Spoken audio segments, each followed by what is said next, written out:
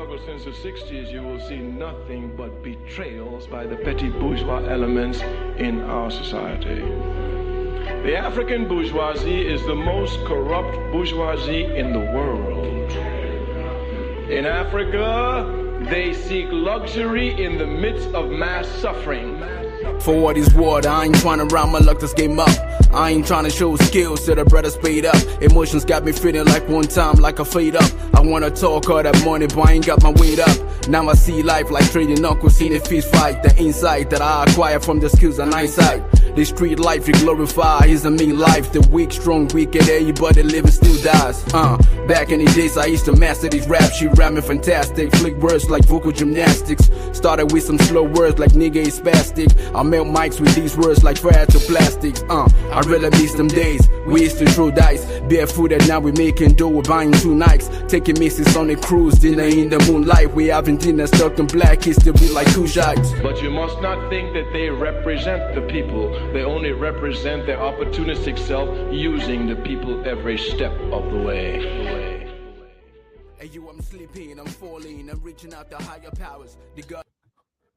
What's good, African family? Welcome back to the African Wahala. We're talking about so many African issues, mostly things that keep us where we are, and we can also identify these issues and potentially work towards resolving them. And we have positive stuff to talk about as well. It's not only negative. So if you like this content, I encourage you to subscribe to the channel, click that like button as well. Let's start off with this story here. It's a visual, considering what we have going on in the world in terms of conflicts in the Middle East. We have Israel, US, Iran clashing, and it's affecting the day-to-day living of African people. Not just African people, people around the world, including Africans. And one aspect that it affects us is the cost of fuel. So the cost of fuel has drastically increased in the last few weeks because of the conflict. But if you think about it, why is the cost of fuel increasing in Africa when we already have all the natural resources to supply ourselves so that we can be sufficient in production of gasoline or any other product of crude oil? As you can see in the visual here, on the northern coast, northern part of Africa, Libya has a huge refinery or oil production facilities. And if they could connect a pipeline between Libya and Egypt to the eastern part of the continent, then they wouldn't have to suffer from the crushing of the Strait of Hormuz. If you've been following the news, you know that the conflict in Iran has diminished global oil supply by 20%.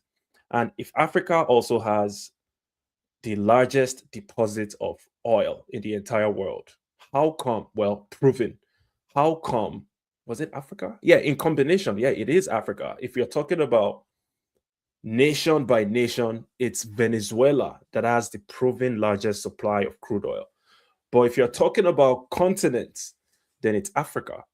So if we have the largest deposit of crude oil, why should we have to suffer from a conflict that we don't have any business with? It doesn't make sense, right? But the solution to that is building infrastructure.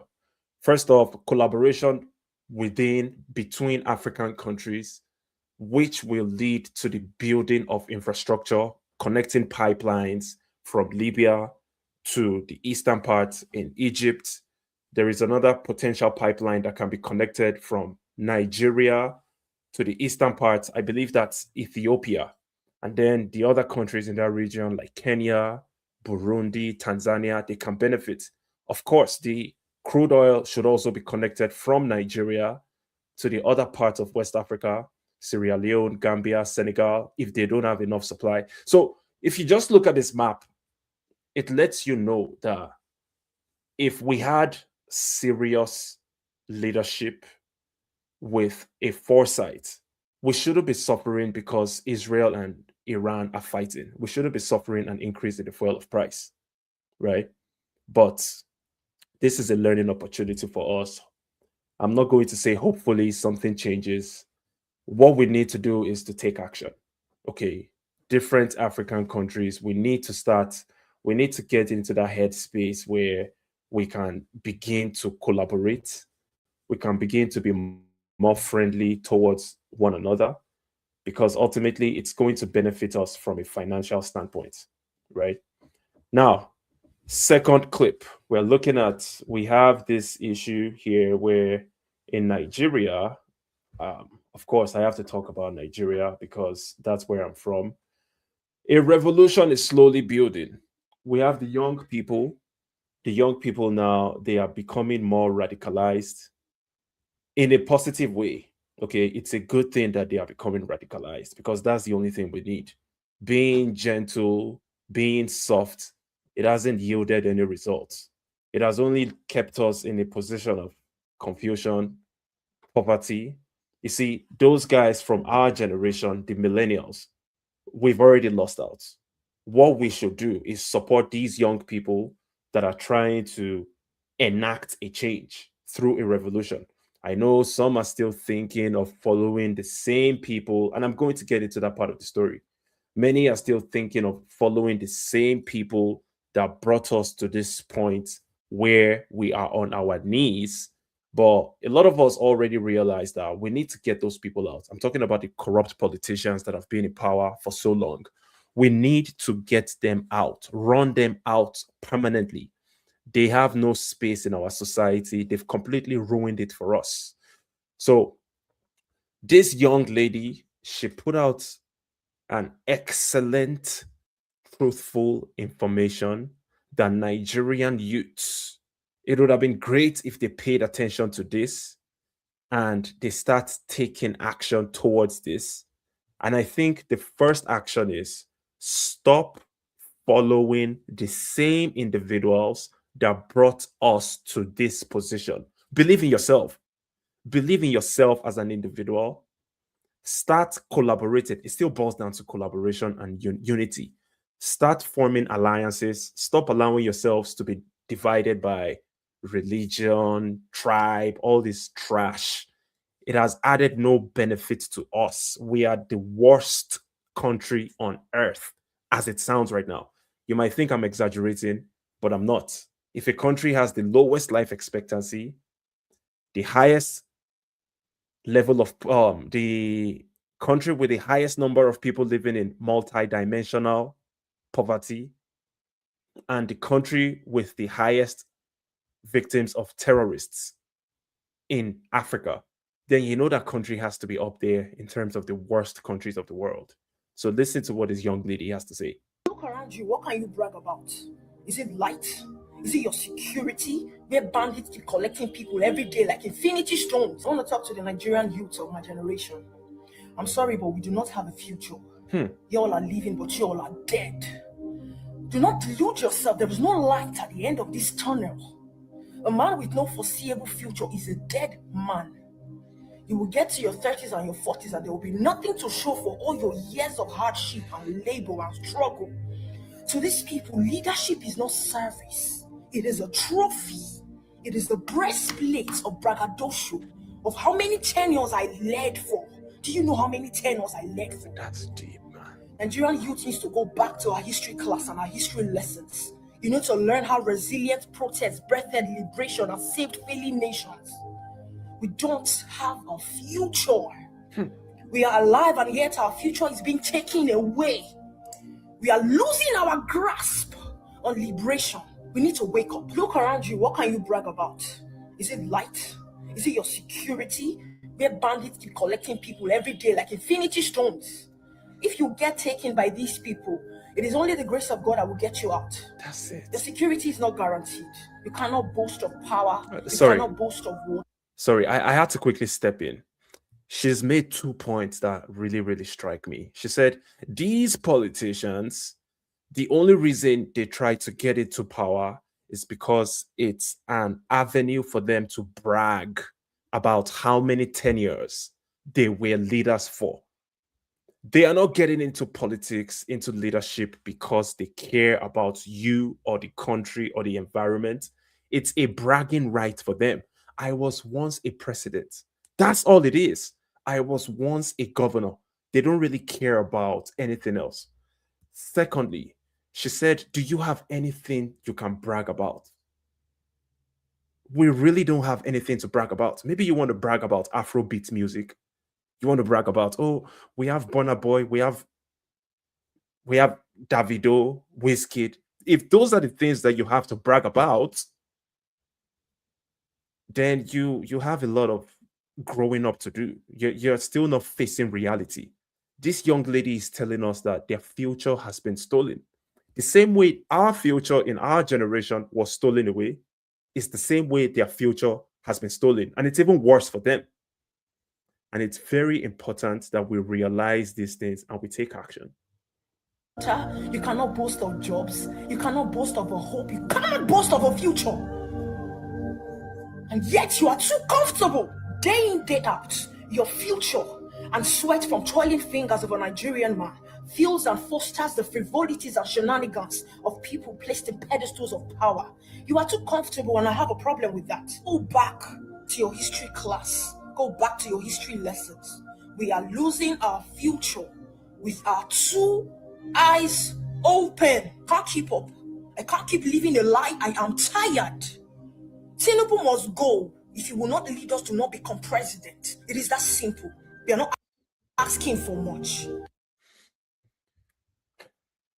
All I can say about this is we need to keep on believing that a change is going to come at some point.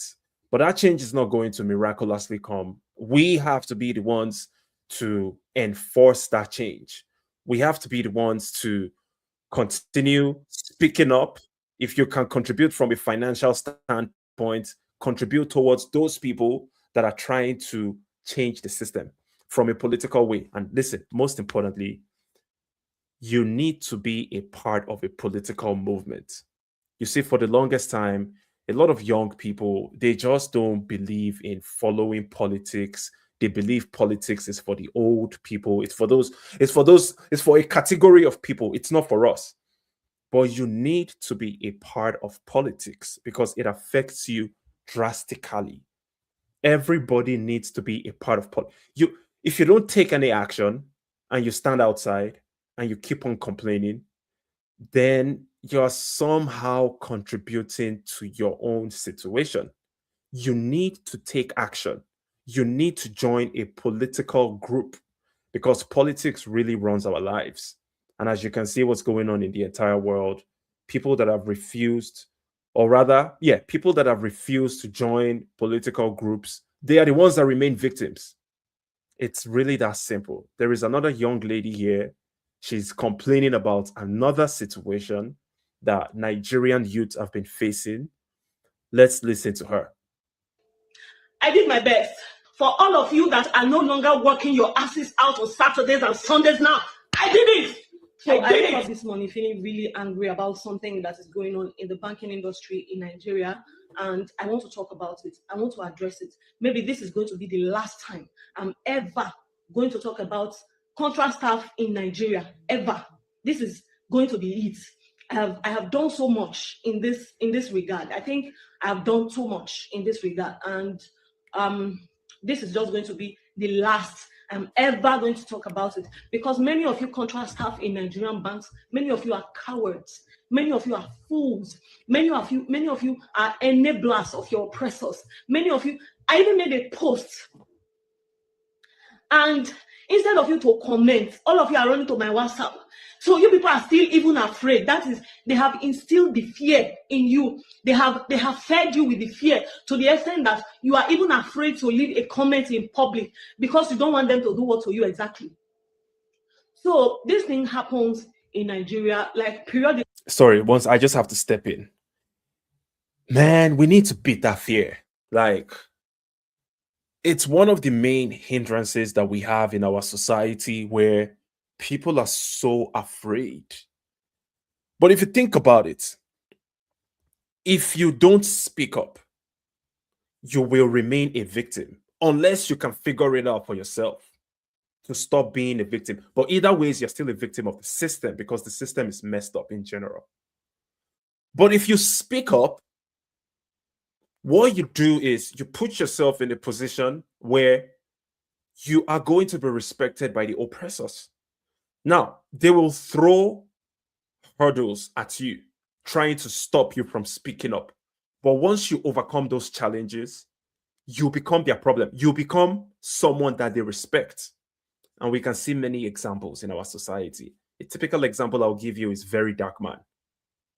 Very Dark Man, the guy just started speaking up. He's a regular guy. There is nothing really special about Very Dark Man if you think about it. What he brings to the table is confidence and for the most part, I would say, is integrity.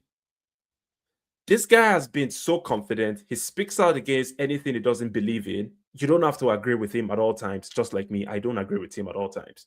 But I respect him, and most people respect him because he is confident and he speaks up.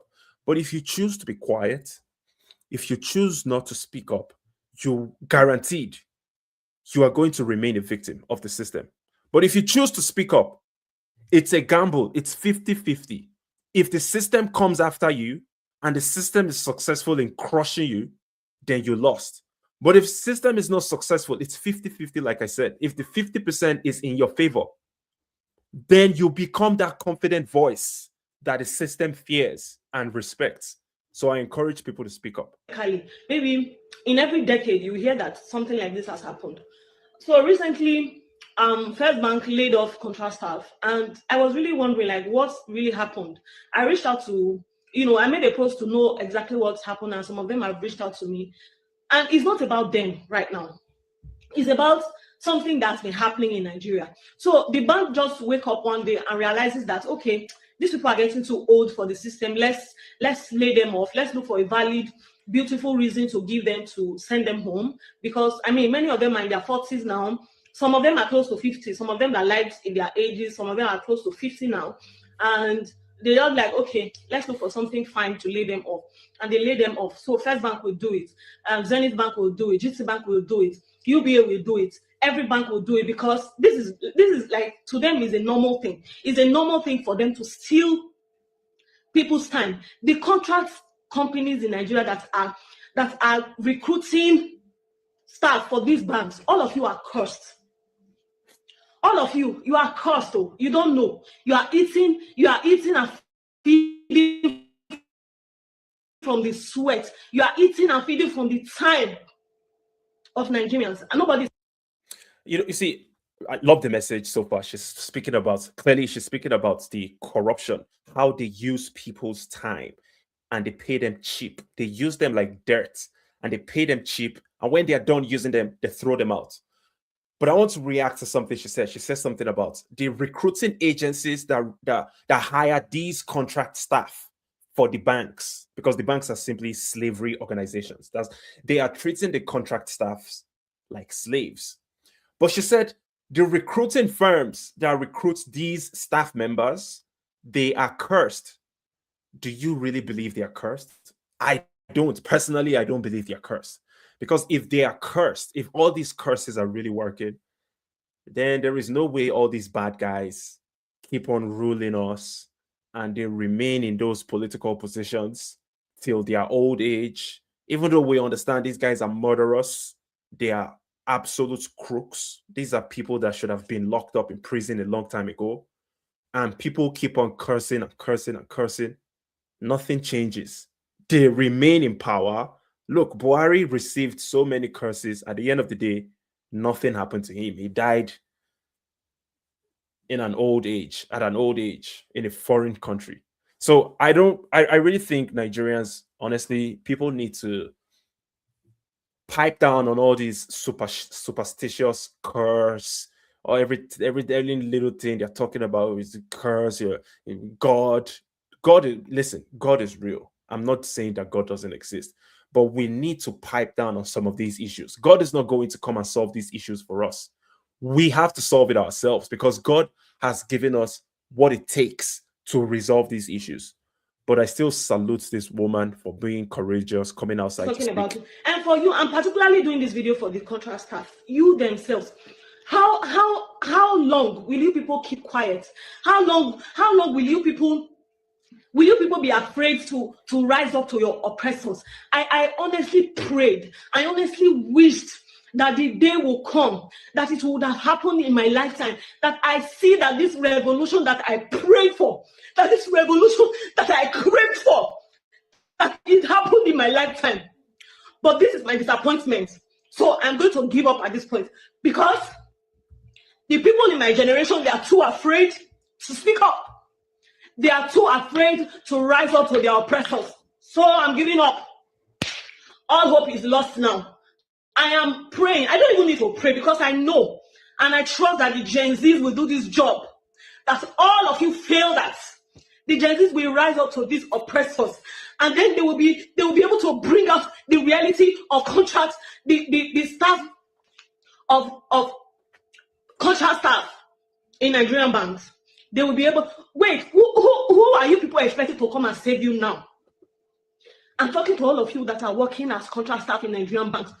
Who are you thinking will come and help you? Who are you thinking will come and save you? Who?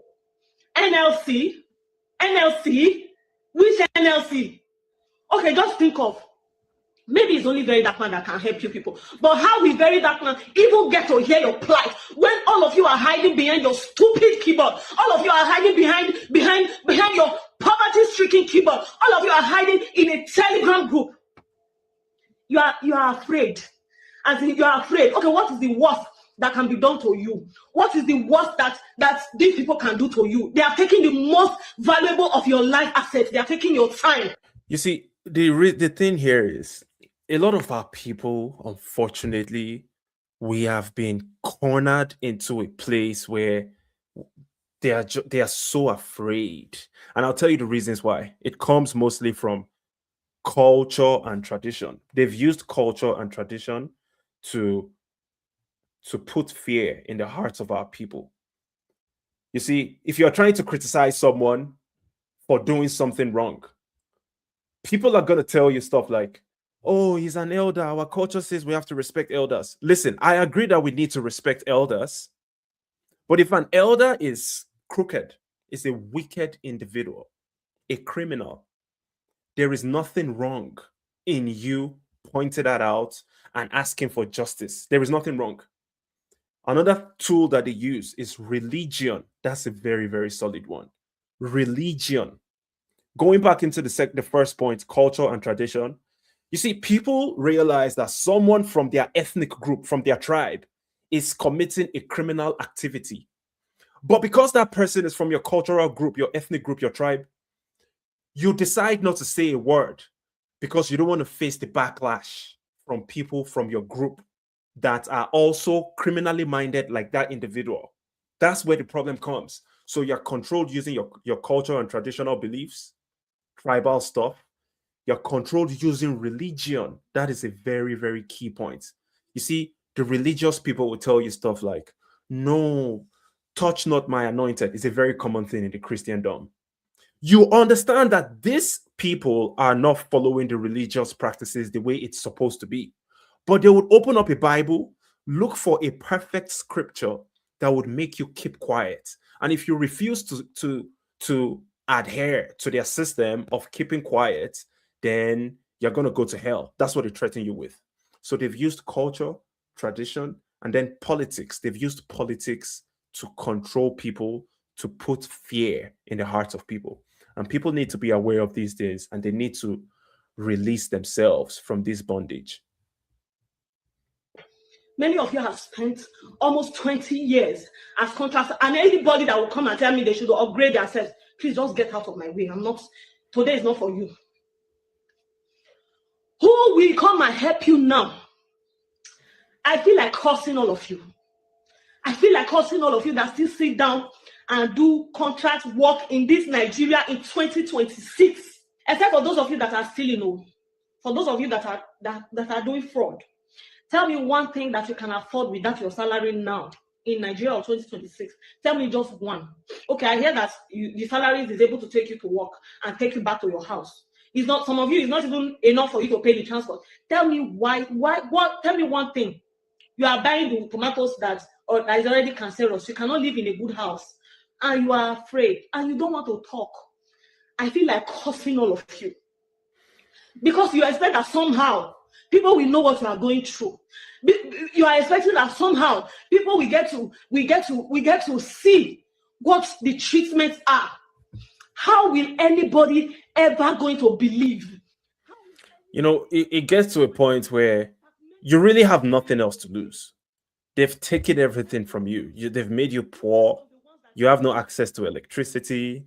You have no access to a decent life. And what makes it worse is you're on the internet, you're on social media every day. You see people from all over the world. You see the kind of lifestyle that they live. You see how the youths in Botswana, Namibia, you see how much of a better quality their standard of living is. And you are left hopeless, and then you're afraid to speak about the situation you're going through. Nah, people need to wake up for real and begin speaking up. The least you can do is to speak up about it, but the best approach is for you to join a political group and fight off this evil system. Join it. Many of you that went behind to report to authorities, I crushed the day you were born. Your children will curse you. Yes, I did. I did my best. I tried to get all of us out. I tried to save all of us. See, I don't even have anything to lose right now. I'm not a contract staff. I've left that life long ago, but I still carry this pain. I still carry this hurt. Maybe that's why I just need to let it off my chest. Yeah. It's better you express it. It's better you let it off your chest. You're going through so much pain because you've seen how you were maltreated, and you know millions of people are also maltreated in a similar fashion. And the least you can do is to try to awaken them and have them revolt against that system of slavery, because that's what it is. How can you be in a place where they use you for 20 years, they dump you when they're done using you, you get no benefits. Throughout the 20 years while you were being used, they took away your time. The time you were supposed to use to raise your children, to spend quality time with your family, they took away that time from you. And then they dumped you after a couple of decades without any benefits, without any retirement package, without nothing. And you're still afraid to speak up. Now, people need to really shake themselves out of this fear. Fear is one of the biggest tools that they have used to keep us in the situation that we are in. And that fear, like I said earlier, it has been mostly imposed using religion, culture, and politics, obviously. And then when we speak about a revolution, like that lady just said, a revolution is highly, highly important in our system. As you can see here on top, mental revolution. We need to begin from our minds. When you decide to stop following the same system that has brought you down to your knees, and you've decided that I'm no longer going to be a slave to this system, from your own mind, that's the beginning of the revolution. And then it will eventually materialize into a physical revolution. And I'm not talking about violence. We're not talking about enacting violence or trying to destroy stuff. No, that's not what we are talking about. If that comes eventually, because the people that we are trying to push away from our society, they are violent people. We understand that I'm talking about these corrupt politicians. They are violent people, right? If a time comes where we need to defend ourselves and we need to forcefully push them out, so be it. But the first step towards a revolution is from our minds. We need to realize that we can't keep on living in fear. We can't continue allowing ourselves to be controlled by the same things that have kept us in the same place for decades, generation after generation. It's a mess. And then we're going to go into the next reaction here from a very important personality that has decided to sacrifice himself for a revolution. And we have to thank this man because him choosing this very difficult pathway, I'm talking about Mr. Sowore, Omoyele Sowore, him taking this very difficult pathway means that he has to sacrifice a lot. But it also means that a lot of younger people, even older people, are going to be emboldened. They are going to be inspired and they're going to want to join this process because what Shore is talking about is a revolution through the ballot, talking about an electoral process. And if we are being truthful with ourselves, we all know that the Nigerian system, elections don't work in Nigeria. Okay. Nigeria is one of those countries where elections just don't work. It's really that simple. But it's a first step. We've been participating in the elections, even though we know they don't work. We've been participating either ways. One way that we can possibly nullify the massive rigging and the electoral fraud that happens every electoral cycle is if a mass number of people, if a larger percentage of the population is able to participate in the elections. If that happens, then rigging becomes more difficult, right? If more people are coming outside to participate in an election, rigging those elections becomes more difficult. Like during the last elections in 2023, I believe there might have been a total of about 18 or 20 million voters. If this country has 200 million people, I'm pretty sure that at least 100 million people should be able to vote above 18, right? Or let's say 80 million. If 80 million people are potential voters, but only 20 million participated, then it makes it easier for the criminals to rig the elections. But if we can tap into the larger population that refuse to participate in the elections, then that makes it more difficult. But one other crazy thing is, unfortunately, a lot of these people that are even trying to participate in the elections, they are still following the same politicians that have destroyed the country. But I believe that once they get more experience, they followed, let's assume the rigging process is minimized because more people participate in the elections.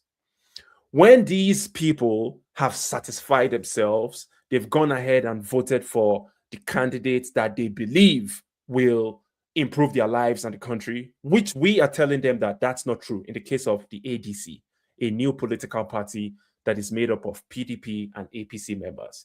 And if you know anything about the Nigerian Fourth Republic history, PDP and APC in the last 27 years have ruined Nigeria, right?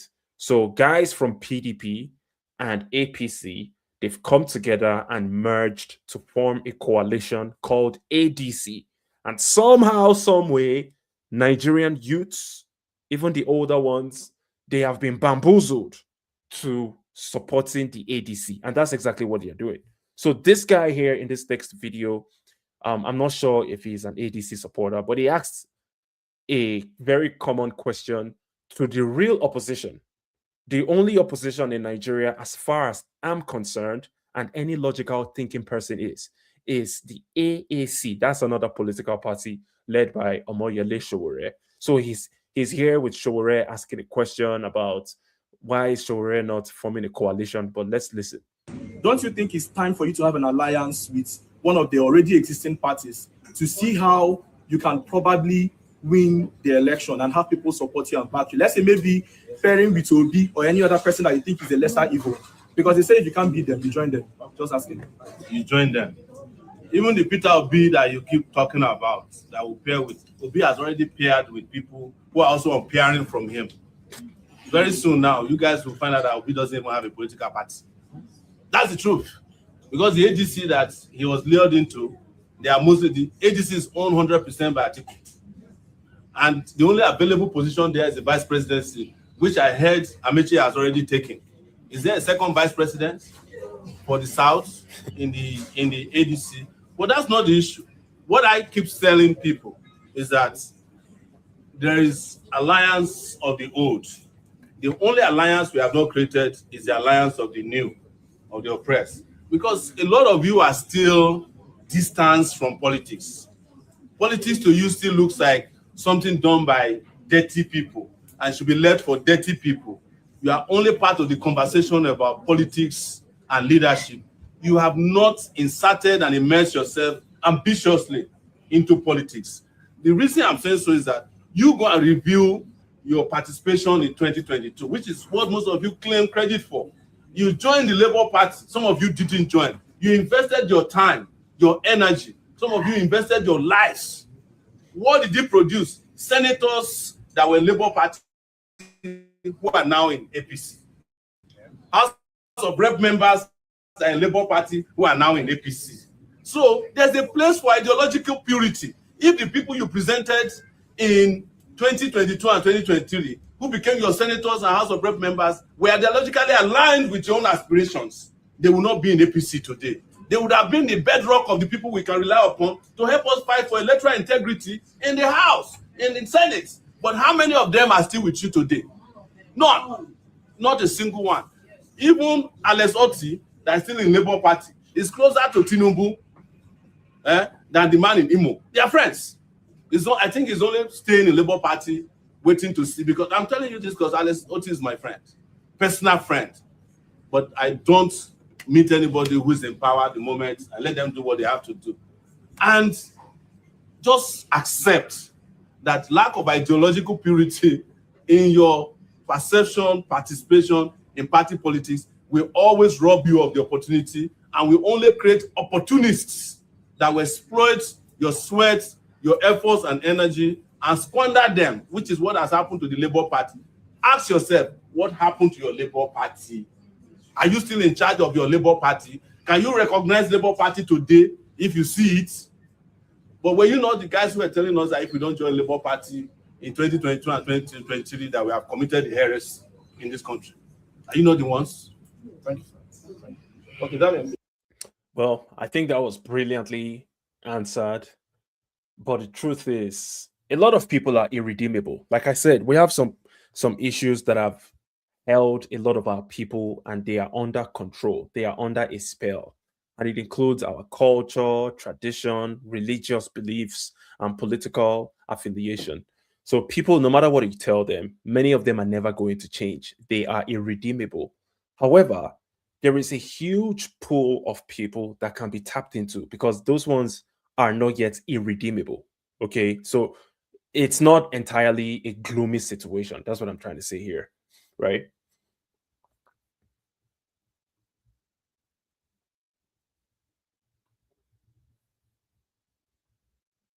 Yeah, so while this is ongoing, if you're enjoying that content, make sure you click that like button. Make sure you subscribe to the channel. I'm going to share with you some.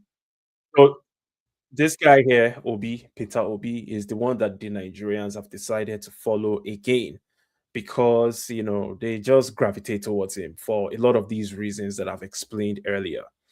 Now, I'm just going to show you a couple of videos, very short, to have you understand why Obi himself is confused.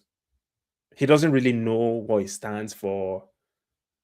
He just, to me, as a matter of fact, I'm going to play that video and then we can react to it together.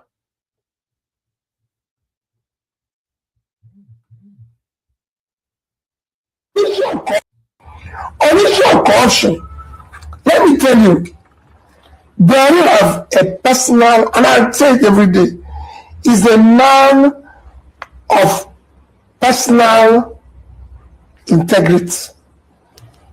You can say as an unquestionable integrity, simple person, an elder statesman, acknowledge his integrity. I say it every day, and he's a. So that's Obi telling his supporters that, or just telling the entire world, that Buhari is a man of personal integrity. My question is, do you agree with him? It's a rhetorical question, because if integrity means destroying a country for 8 years after becoming the president, acting with absolute impunity, not giving a damn about consequences, not giving a damn about the people that you are the president over, not giving a damn about nothing, just being absolutely selfish and destroying the social cohesion in a diverse country.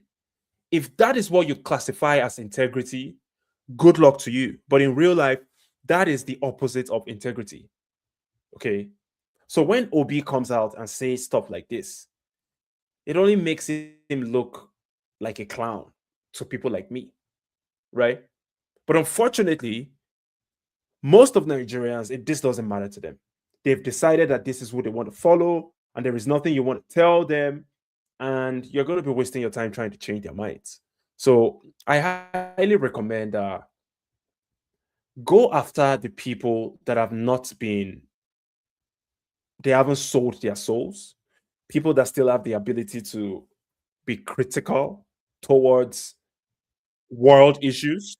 You see, when you have people that they are ruled by their religious beliefs, their traditional beliefs strictly, those types of people, they would hardly deviate from their life processes. Even if their life process is detrimental to them, they wouldn't deviate because they are under a spell. They are controlled by what they believe in, if that makes sense, right? This is another clip of the same individual. He just told us that Buhari is a man of integrity, right? Listen to what he has to say here. PDP is a party committed to this country. PDP is a party, the only party in this country that is fair to everybody. When PDP was in office, every sector was accommodated. So go out there and campaign. Thank you. So do you agree with this guy? The PDP is the only political party that is fair. Remember, this guy was a PDP member. Now he is in ADC. And like I said, ADC is made up of PDP and APC members. And they've told Nigerians that they are coming to save them from APC.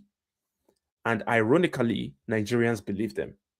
So it just makes you wonder what exactly is going on. Why can't you guys just tell yourself the truth? But like I said earlier, people have a lot of controlling issues. They have a lot of external controlling factors, especially from the religious side of things, the traditional side of things, and the political side of things. So with that said, make sure you click that like button if you enjoy this content. We're going to deviate a little bit and go into a very interesting story, actually. Very, very knowledgeable. This is a teachable moment for us all. You see, we live in a world now where, because of our weak political structure, they have been able to manipulate us into eating unhealthy stuff. And a lot of our people feed their children and themselves with unhealthy stuff. So a lot of people are suffering from medical issues. And of course, we don't really have good medical infrastructure. I'm talking about Nigeria now, okay, not the entirety of Africa, because there are so many other African regions that are definitely doing much better and they are on an upper trajectory. So listen to this clip. You were able to reverse some different stages of cancer with food. Yes. I had an autistic daughter. How did I reverse it? Food. You used food to reverse autism. Yes. My daughter was non-verbal till she was 4 years old. And I sat down and I said, no, this thing is a brain thing, right? I can feed the brain the food it needs. And then it's going to correct itself because the body was created to heal itself. What did you give her? First and foremost. You want to share? Yes, I will share. First and foremost, any form of sugar is out. Too much bad for the brain. Yes, it's bad for the brain. If I wanted to sweeten her food, I used dates. And then she ate a lot of fermented food, millet, sorghum, and then the fermented cassava. Instead of giving my child cereals, I was making fermented food from scratch. And then she had a lot of vegetables with either original butter, the locally cheese, the locally Wara. made, okay, people call it wara. And then I made a lot of palm nut soup. That palm nut soup, I added it with our spices, the fermented iru, black pepper. These spices, what they do is that whatsoever oxidation her brain was having, they're working with it. And then how did I work with the sensory stuff? I noticed that the brain needs omega-3, omega-6, and omega-9 oils Yeah. to function very well. Yeah. How do I get it locally without buying the pills? Catfish, Yeah, really. manla, mackerel, Mackerel. Titus, Yes. just go to the fish market. And what I used to do for my daughter is that I will steam this fish with vegetables, carrots, ugu, the ugu seed. And here's the catch: I don't throw away the bones. Right before my eyes, my daughter started talking coherently. Now, if we tell you, this is the girl we used to take for speech therapy, this is the girl that was autistic, you would never believe it. She stopped the flapping of the hands. Then we used to have noise cancellation headphones for her. Now she's The agitations. yes, and all that. Now she's the person who is she's playing drums, she's playing violin, she's dancing to music. She loves to dance. The autism totally reversed. Totally reversed. I'm so pained right now because God gave us all these things naturally and freely, and we don't seem to be maximizing it Because we've been brainwashed not to heal our bodies by ourselves. And the things to heal our bodies are just available. They are lying there. My husband too. I did put him on a strict diet. No fizzy drinks. I told him, anytime you feel like sleeping, shut down everything and go sleep. Wow. Don't wait for night. Yes. Because that's your brain telling you, I need to rest. You said you also reversed dyslexia in your husband? Yes, that's dyslexia. Who are you?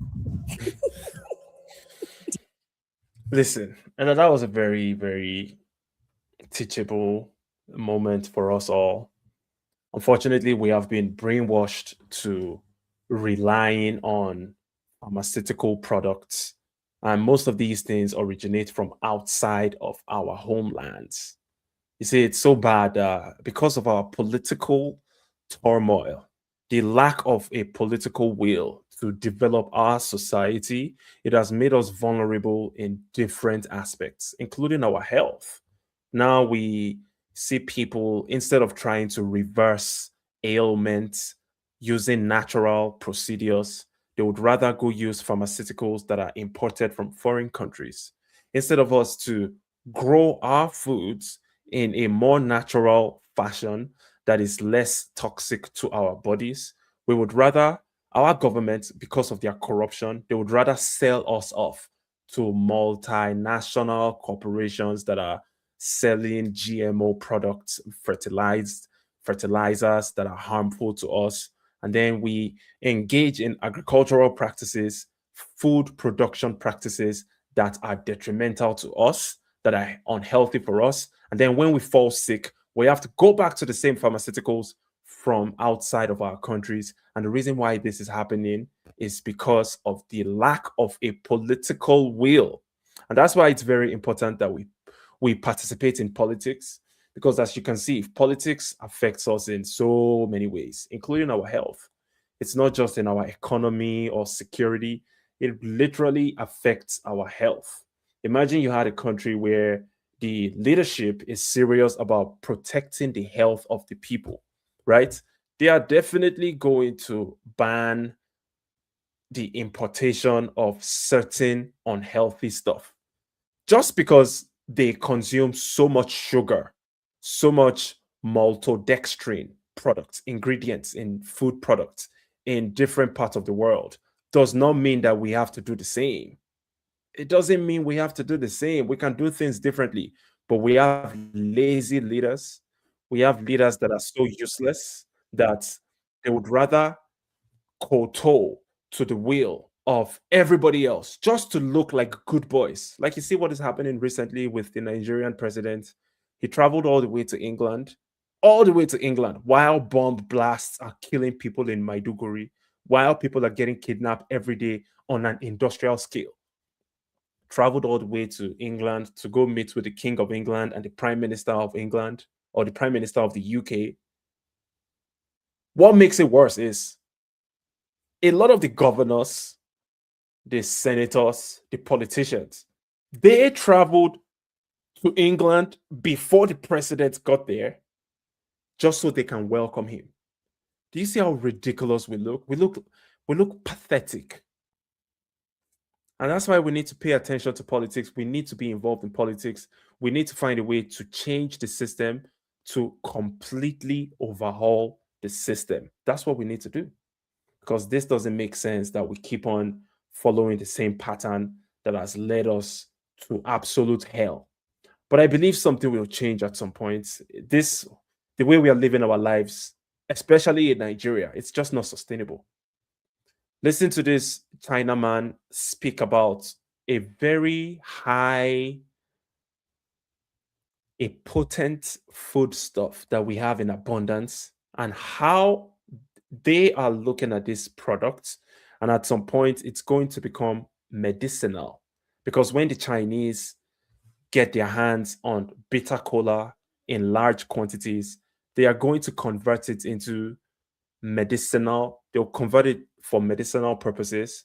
And then they wouldn't really do it for commercial reasons because they are not really capitalistic, right? If it was the Western side of things, they are going to use it through a capitalistic process that will eventually be detrimental to a lot of people, right? So I definitely have more trust for the Chinese when it comes to capitalism and stuff like that, right? But listen to what this Chinaman has to say about bitter cola. The next major crop that I'm going to introduce And to just so you, you know, bitter cola is something that, I mean, this is stuff that we grew up with. Orogbo, it's something that,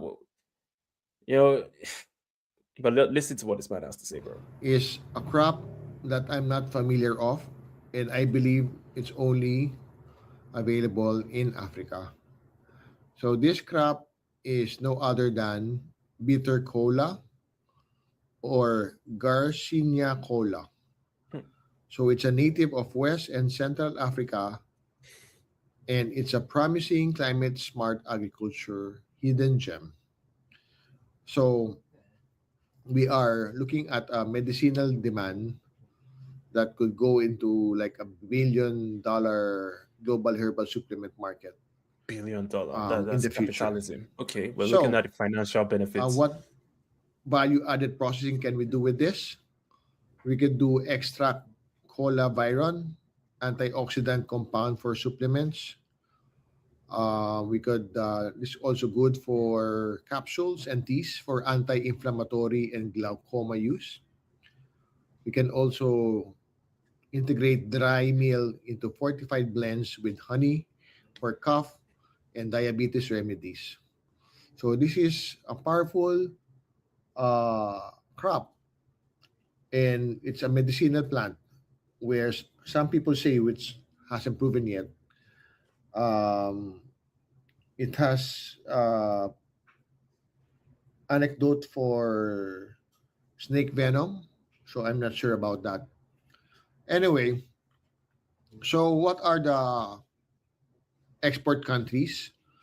So for herbal import, there's the USA and Europe, Germany and UK for supplements, and China for traditional medicine. Now, this is a high, this is a viable high margin play, antimicrobial and respiratory benefits. It protects E. coli, malaria, and others. So, like I said, this is some crops that I'm not familiar of, but I believe it has potential, and buyers worldwide, companies and investors, they look for hidden gems like what you have in Africa. And I I see that this could be also integrated into agroforestry because this type of crops is a tree and it could be blended together with coffee and cocoa. So let me know if you're into this and we'll talk more about this particular medicinal crop. There you go. The bitter cola, we have it in abundance. A lot of our people use it for medicinal reasons already. But if we had a better system starting from the top, the political side of things, these are materials like many, many others that we should have been able to maximize for our people and at the same time utilize to create jobs for exportation. After these products have been processed, they can be exported into different parts of the world, and that can generate revenue for our regions. But like I said, none of these would materialize unless the political side of things are completely cleaned up. And where does that begin from? From the Nigerian side, we need a revolution. I mean, we're like 20 years past due for a revolution. But it is what it is. Now, we're going to go into the final story of the day. We have CAF, the Confederation of African Football. I believe that's what it's called. Let me double check, make sure I'm not making a mistake. First off, I'm going to put this visual here for you to see. The current CAF champion is Senegal. Senegal, West African country, beautiful people. They are the current CAF champion, right? They won the championship in Morocco. CAF was hosted, 2026 version was hosted in Morocco. And there was a lot of controversy in which the Moroccans were pretty much trying to cheat. Not even the players, but the fans. The fans were cheating. They were pulling the drinks. They were distracting the goalkeeper of the Senegalese side during the final game. The videos are all over the internet. You can Google it. And at the end of the day, the Senegalese guys, because they were so upset with the illegal stuff going on, as a matter of fact, the referee seemed to be a part of the game plan, because at some point, very close to the final bell, listen, I apologize. I'm describing it the way I know best. I didn't actually watch the game. I did not watch the competition, but I followed the story to an extent. So a couple of minutes before the final whistle of the game, the referee awarded Morocco a penalty, and the Senegalese guys felt like it was illegal.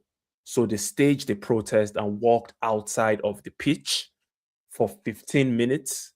And after that happened, the Moroccans were already trolling because they were playing in Morocco Stadium. They were trolling the players, distracting the goalkeeper, doing all sorts of illegal tactics. But that didn't work. Senegalese still pulled off. The Moroccans lost the penalty, by the way, and a Senegalese player scored the final goal. So CAF, Confederation of African Football, is that what it means? Let me double check that. Yes, Confederation of African Football decided to step into it a few months after the event and strip Senegal of the medal and award it to Morocco because Senegal walked outside of the pitch for 15 minutes. But the thing is, it turns out that it's impossible for them to strip Senegal of something that we all witnessed. We witnessed, look, that's what we are displaying on the screen right now. The current CAF champions are celebrating because they are the champions. And you can't take that away. If I were the Moroccan team, I would honorably reject accepting a medal that we did not win legally, right? Because it makes you look bad. How do you collect something that you didn't win? You know, it's like in a boxing game, because I'm a boxing fan, right? Just imagine two fighters are in a boxing ring. One guy knocks out the other guy. The guy that got knocked out now comes back and cries and complains that, hey, the first guy, He knocked me out, but he knocked me out because I wasn't properly defending myself. That's why he scored the knockout against me. And I deserve to be awarded the victory. It doesn't make sense. It makes you look bad. It makes you look pathetic. The Moroccan side did not defend themselves, because if they were defending themselves, they shouldn't have allowed their fan base to participate in those illegal tactics. And a lot of people are claiming that the referee had an issue, was a little bit biased, and that's why he awarded the Moroccan team the penalty towards the end of the game. So if you guys really want to hold your dignity, I'm talking about the Moroccans, how about you simply reject the fake CAF, and it went through the arbitration court process. So it's not even fully finalized yet. It's still in court, but they are telling Senegal to return the medal and hand it over to Morocco. And trust me, my Senegalese people are not going to do that, because they are not cowards, and they are not going to allow themselves to be to be played with. Let me show you the winning goal of that event.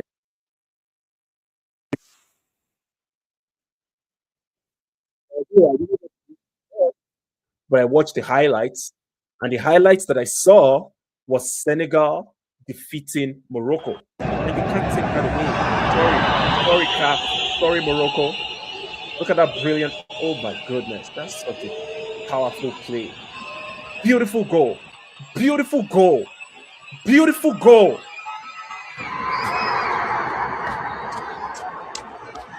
Beautiful goal. Now it even makes that victory more sweet. Victory is more interesting. Just looking at the gameplay, just look at the tactic. All the odds were against Senegal, and they pulled it off. So, in my own personal opinion, if I were the Moroccan side of things, I would honorably reject the arbitration ruling, although it's still in court, because the Senegalese guys are trying to counter the ruling through the same sporting court process, and they should not return it, period. And that's my take on this conversation. Maybe I can talk a little bit about, let's just speak about some beautiful things going on in Burkina Faso. You can imagine for 65 years, Burkina Faso was left undeveloped because of corrupt politicians that are stooges to Western powers. They kept the country looking like trash for 65 years. Finally, Ibrahim Traore came, took over power, not through a conventional means, did it in a different way. Western powers are crying. They're like, oh no, we want them to have democracy. But why should they want democracy if for 65 years they couldn't even have roads like this? In 65 years, Burkina Faso was unable to connect Ouagadougou and Bobo de la Soul. Now they've almost connected those two large cities. Those are the two biggest cities in Burkina Faso. And the people of Burkina Faso themselves did the construction of the road, the highway that connects both cities. Look at some of the infrastructure that has been developed in Burkina. This wasn't present in 65 years. The only thing that happened in 65 years was they kept on changing leaders after leaders through fake democratic process. And then those leaders, somehow, they all became billionaires, while the people of Burkina Faso remained poverty-stricken. And then you expect them not to support another system of government, even though it's not the fake democratic system that these French people are trying to impose on them. It's unconventional. You expect them not to support people that is bringing development to their country. You must be on crack. Let us know what brand of crack you're smoking. But with that said, I'm going to sign out. Thank you for joining me on the live stream. Thank you for joining the African Wahala. Make sure you click that like button. Subscribe to the channel if you like this content. We have to keep on holding ourselves accountable. We have to hype ourselves when we are winning. And when we have people that are holding us back, or we have behaviors, cultural practices that keep us at the bottom, then we have to speak up about it and take action to end it, because we are tired of being at the bottom. So thank you for joining the African Wahala. Peace.